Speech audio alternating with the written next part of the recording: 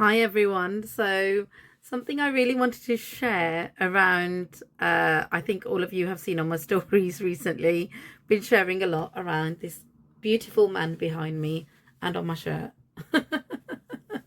Michael Jackson.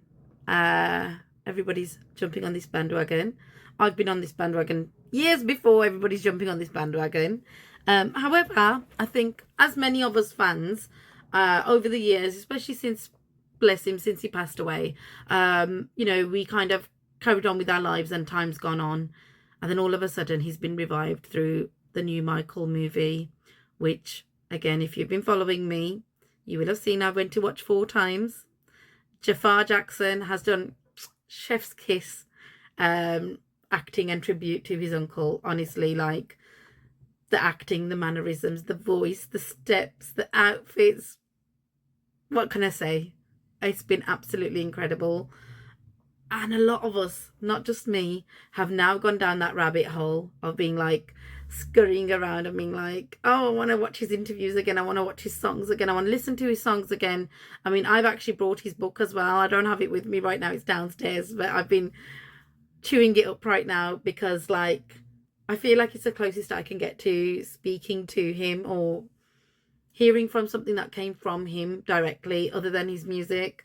As you know, the interviews are some of them out there are a bit warped, if I'm honest with you.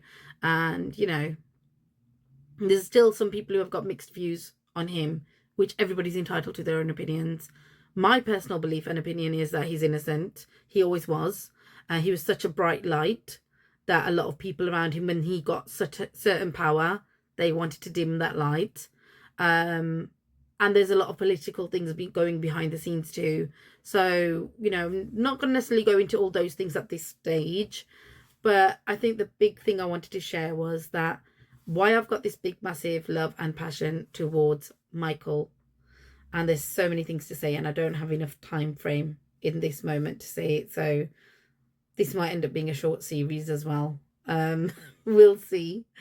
But I just wanted to jump on and first of all just say something that I've said across the board to people who know me in my own inner circles. I talk about how Michael was a magnificent manifester. He was like a master manifester.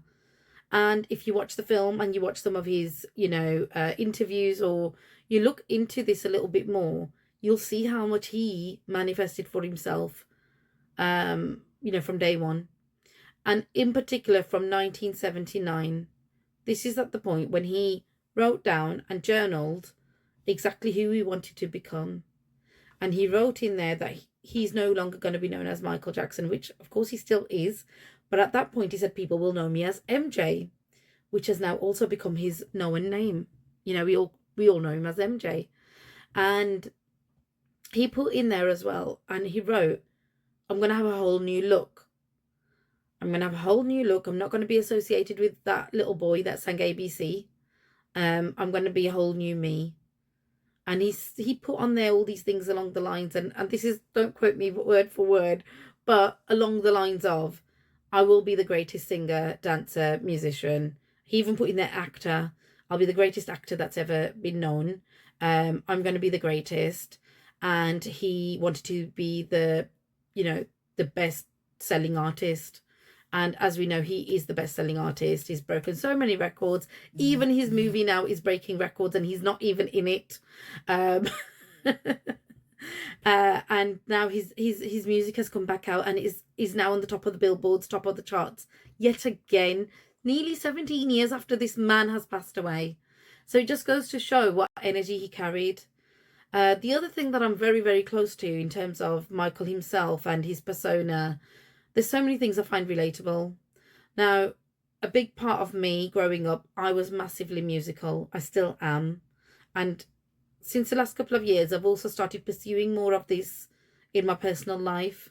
I started taking singing classes and started honing my singing skill. But just that performance side, I've always been interested in the arts, in performance, in wanting to sing and dance and act. And I didn't end up going down that route because of the way, the way my family was, the way we're brought up. Being a Indian girl, being South Asian, we're brought up, our culture is very much like either your family's already doing those things, so you will be all naturally born into that, But if you're not, and the fact that I was born and bred over here in Britain, there was that whole thing around, look, we've all struggled the hard way to raise you children in this country. We want you to do well. Especially for myself, I was quite bright. You know, I'm not saying that in an egotistical way. I was in top set for everything. I was one of those A-star students. So I was quite academic. I loved learning. I would learn everything quite quickly. Although, you know, as I've got older, it's probably not the same case anymore. But I still have a love for learning, and I'm always learning more things. But it was just like the trajectory of my route was down the road of be academic, get a professional standard job, what's known as a, you know, a normal job. And people of our culture don't sing and dance and things like that. So this massive part of me has always resonated with most performers anyways, anybody who sings and dances, acts and things like that. But Michael, he himself was, I feel, was such a light being. I feel like the work I do now has got like this spiritual element to it, because I do a lot of what people call light work, because there's a lot of my intuition that goes into the work I do, and, you know, with my spiritual side coming into it. And I see this really high spiritual beacon of light that used to come out of Michael. And when he speaks about healing people through music, through frequencies, through sounds, it's a universal language. It's how he could get across to the whole world and spread this message of love and peace to everybody. And those things just resonate so much with me. I think from a young age, it was something that I always used to think about, being a massive empath that I am, that there's so much hate and hurt in the world. How can we diminish that? How can we, like, you know, help people? And I very quickly realized it's a big responsibility. It's a massive responsibility. And only somebody who became as huge as Michael did, you need to have huge influence and affluence to be able to make a change in these spaces. And, you know, he tried. We all have seen him try. He donated to charities. He'd go to hospitals all the time. He traveled across the world to the most poorest places to meet people and to be in the people, to support them the best way that he could. And, you know, and I feel like this wasn't always spoken about as much. If anything, people just dramatized the allegations and everything a lot more, rather than looking at all the work he did do and the heart that he had and the kind, soft, caring person he was, which it's hard to deny. You know, you look at the way he was as a person, the way he spoke, the way his demeanor was.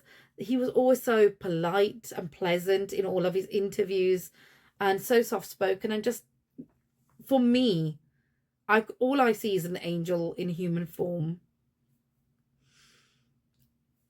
And yeah, so I just feel like there's just so much he wanted to do, so much he did accomplish.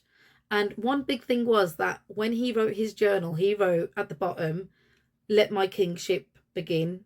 Something along those lines, with a big symbol of a king. And everybody knows him now as the King of Pop. That's his title. I personally call him the God of Pop, because I think King of Pop is a bit of a low title for someone of his magnitude. But yeah, he's known as that, and that's his locked-in title as the King of Pop. And he wanted his kingship to begin. So there's so much we can learn from him. One thing that he also spoke about, which is something I've embodied: learn from the greats and become greater. I don't know about becoming greater, but I'm definitely learning from the greats, himself being one of them. And I encourage you all to go out there in your own industry and field to see who are the greats. Who is it that you can get mentorship from, living or dead? You know, success leaves clues. So anybody that's been successful, and successful personally for me in the right ways, you know, with a clean heart, clean intentions, what can we learn from them, and how can we embody that into our own lives? So that's my little starter on this little, you know, train of Michael Jackson fandom. But yeah, hail to Michael Jackson. And anybody wants to join me on this journey, you're more than welcome to. So all the best with everybody, whatever you're doing, whatever you're endeavoring in your life, working on, manifesting, creating. Go do it, go get it, because everything is limitless. The only limits we have is the ones we impose upon ourselves. So let's break those barriers, let's break those limits. Sky's the limit. And if you're like Michael, the sky's not even the limit. So, you know, I think we can all be inspired by that.